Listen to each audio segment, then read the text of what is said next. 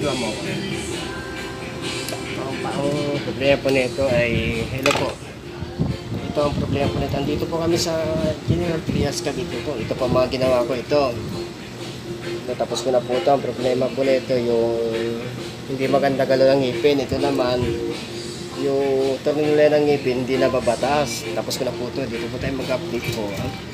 Ito lang po, kahit po ang tayo niya, papayos po na yan, nagkukulong po. Para siya nagsisigarilyo. Ngayon, ayos, ang adjust lang po ito po. Makita ko po. Nag-adjust masyado, ipit na po siya, hindi na po makain ang tela. Adjust po natin siya. I-adjust po natin yung ipin niya. Yan, tutulak lang po natin pag ganito po. Para yung tela po, makahinga po. Yan.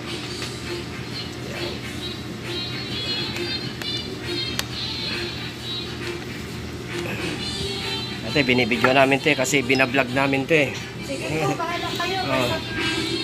Pag tapos na maganda. Oo. Okay na yun. Yan, kasi Yan ang hanap namin.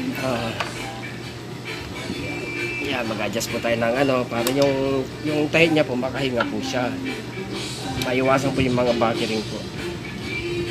Ngayon, kasi pag hindi po natin ito pinakainuman, ang mangyayari po, ang tabas niya po, hindi po siya masyadong, hindi po siya natabas.